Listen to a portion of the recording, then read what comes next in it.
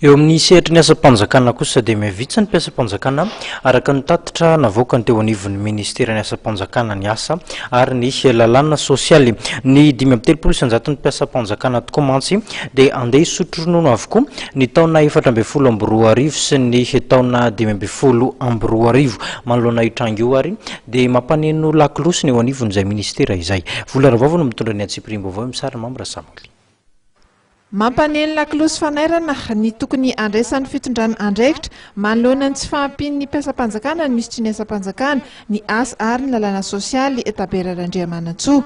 Araka ny tatitra nataony omaly dia ny 5.3 isanjaton'ny mpiasa-panjakana no andeha hisotro ronono ny taona 2024-2025 ary tafakatra 5.7 isanjaton'ny mpiasa-panjakana izany ny taona 2022 raha toa tsy misy ny fepetra raisiny.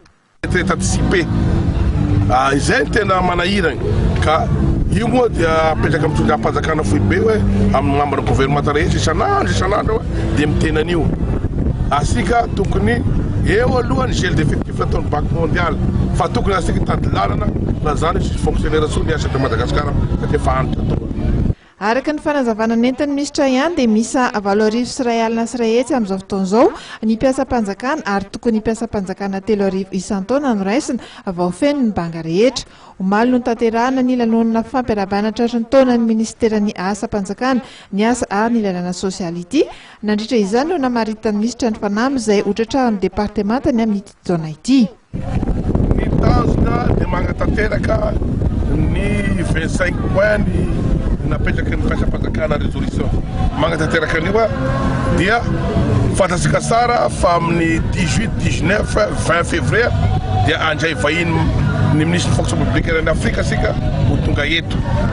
Io moa inona ny asan'io, inona ny tovina eo, mapita ny fitantanana ny fonctionnaire aty any Afrika isan'ny pays ampitovina zany.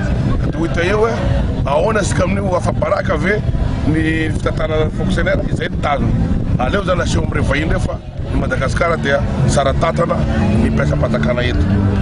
Araka izany dia ny 20 sy 20 novambra ho avy izao no andray ny fianamben'ny ministry ny asa-panjakana eto Afrika i Madagasikara ary dinihana manokana ao anatin'izay ny momba ny asa-panjakana eto Afrika.